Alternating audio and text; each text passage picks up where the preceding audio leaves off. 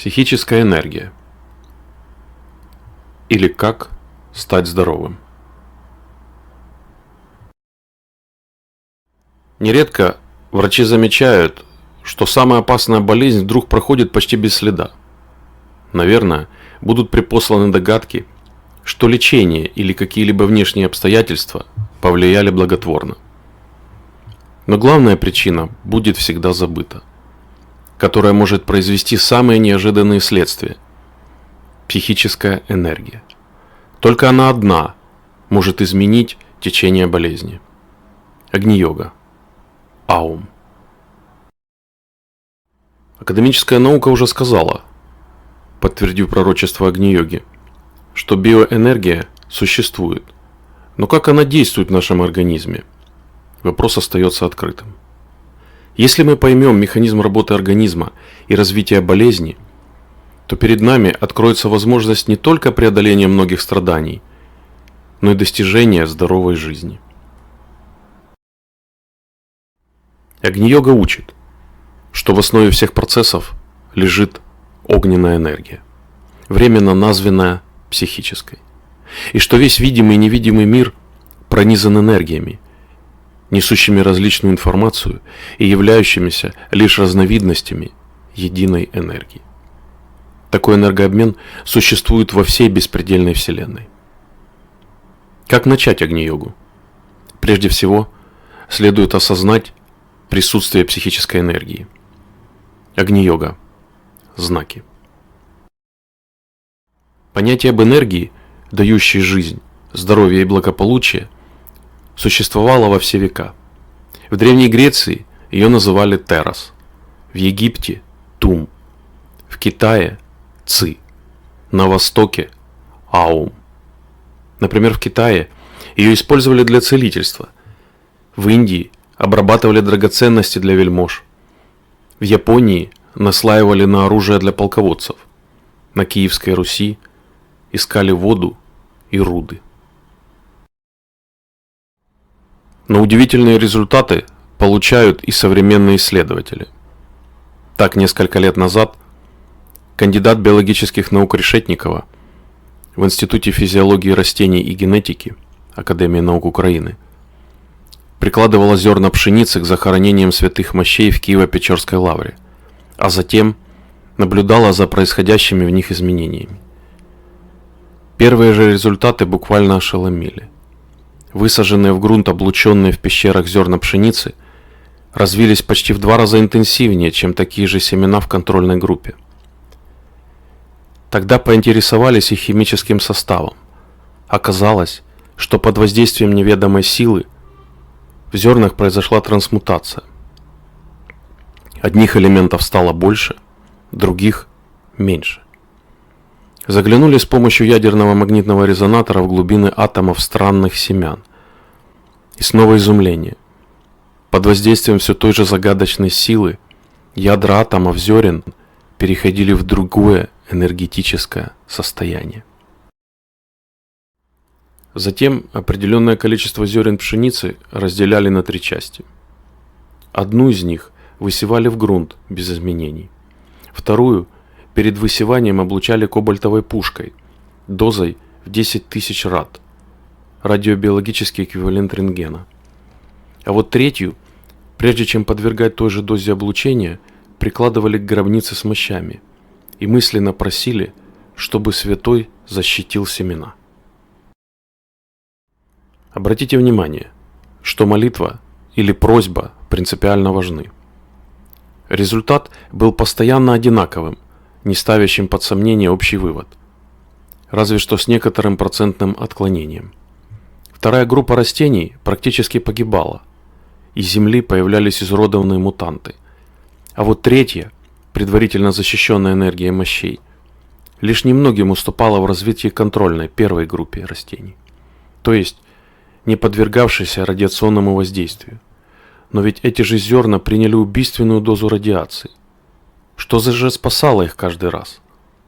Конечно, психическая энергия, или по терминологии христианства Святой Дух.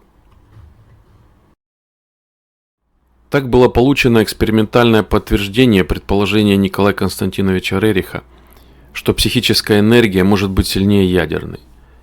Сегодня подобные наблюдения проводятся в различных местах.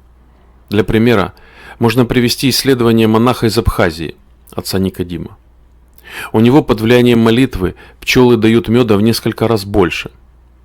Профессор Колпаков из Харьковского государственного технического университета радиоэлектроники провел эксперимент. Опыты проводились на моллюсках мужской и женской особи.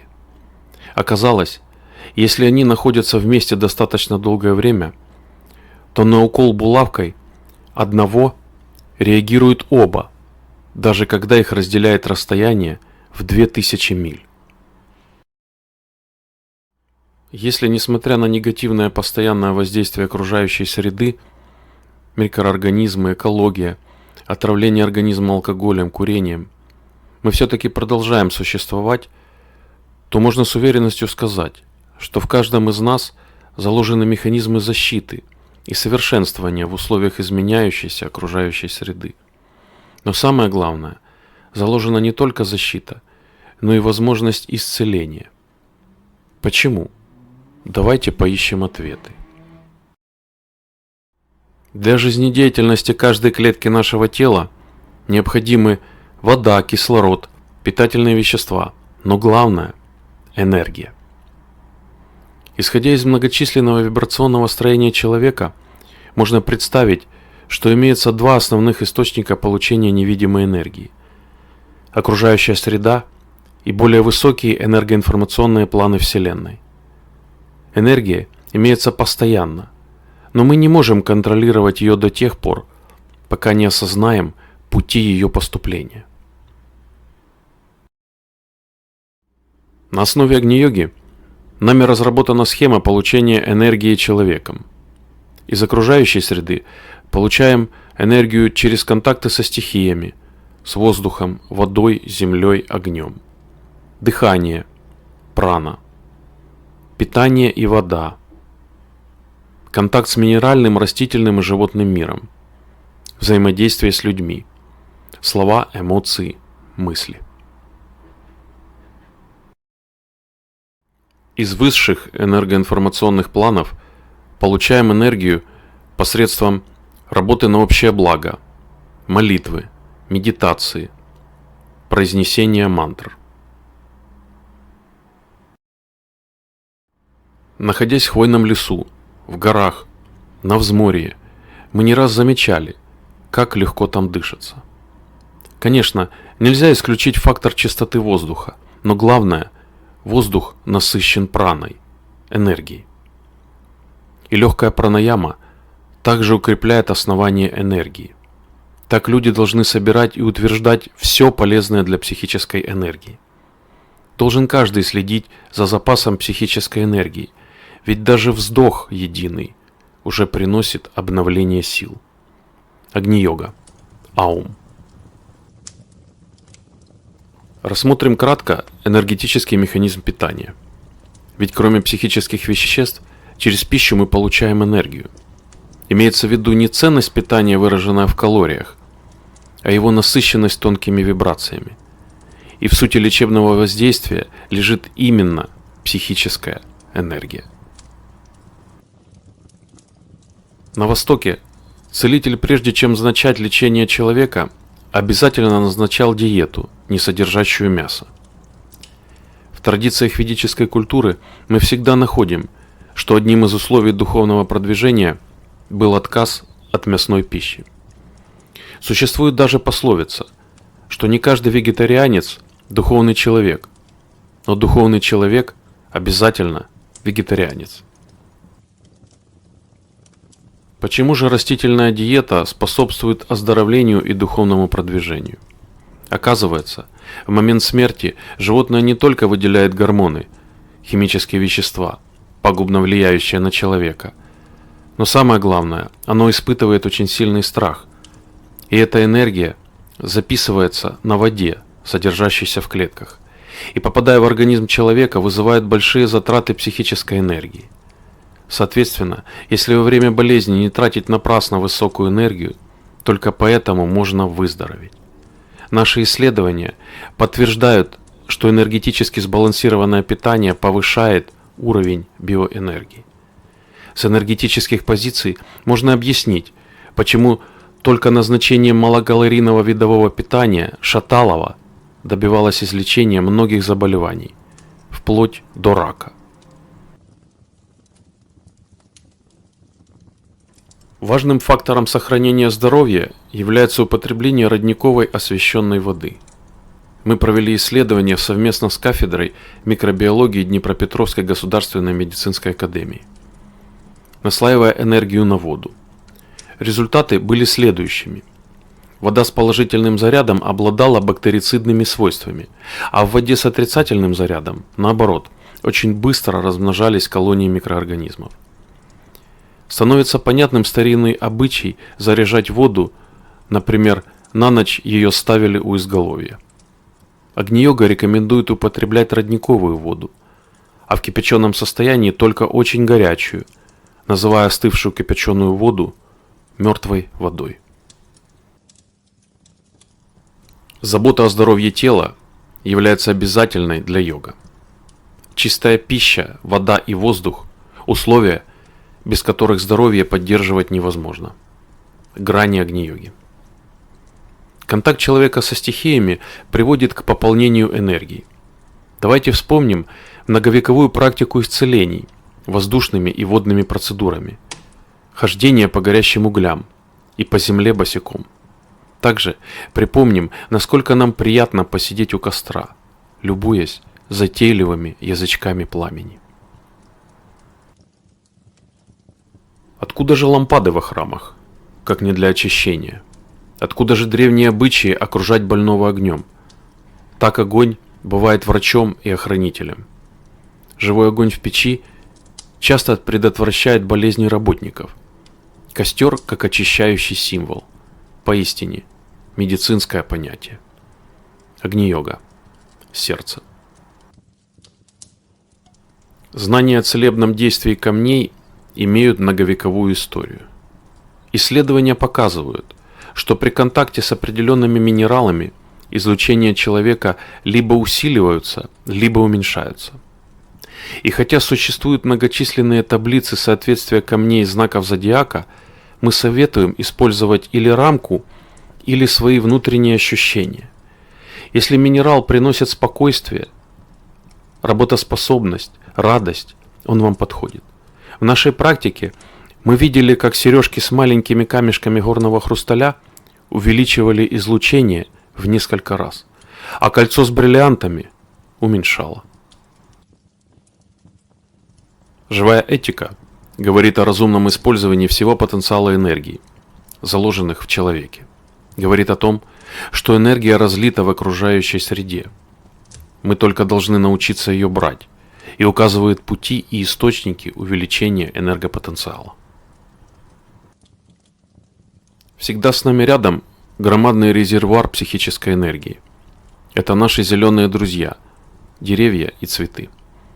Есть деревья, дающие энергию, доноры. Есть забирающие, вампиры. Доноры – это дуб, каштан, береза, липа, черемуха, сосна, ель, клен, плодовые деревья. Вампиры – осина, тополь, ива. Но это не значит, что вампиры плохие и надо их выкорчевывать. Так, при энергетическом загрязнении сначала снимают плохую энергию, а затем заряжаются чистой. Очень часто воспаление – это переполнение отрицательной энергией, и нахождение вблизи дерева вампира позволяет снять воспаление. Конечно, после этого желательно подзарядиться у дерева донора. В древних рецептах есть описание, как снять воспаление суставов. На ночь к ним привязывают кружочки из осины. На утро опухоль спадает. Такие же свойства имеет капустный лист. Как же получить энергию от дерева? Без суеты подойдите к дереву. Мысленно поздоровайтесь, попросите помощи. Скажите, что здоровье нужно вам для добрых дел. Мужчина обнимает ствол дерева, женщина прислоняется к нему спиной. Спокойно, расслабившись, постойте 10-15 минут и обязательно почувствуйте, как энергия наполняет организм. Уходя, не забудьте поблагодарить дерево. На фото, которое сделано на аппарате АГРД-2, излучение листочка герани в норме слева, и после посылки ему мысли «мы тебя срежем» справа. Некоторые сочтут такие эксперименты фантастикой и будут очень удивлены экспериментами, которые провели ученые с цветами. Были установлены датчики, измеряющие энергопроводимость лепестков. И выявилась потрясающая вещь. Если человек подходил к цветам с ножницами, их потенциал падал. Если с лейкой, поднимался. Такие же исследования были проведены и нами. И оказалось, что растения чувствуют даже мысли. Каждый человек может провести наблюдение, как энергия мысли действует на расстоянии. Посейте в 3 разных комнатах одну и ту же траву, или укроп, или петрушку. Содержите их примерно в равных условиях. Поливайте одинаково. Но 3 в день на одну посадку мысленно наслаиваете добро и любовь, другую ругайте, к 3 относитесь безразлично.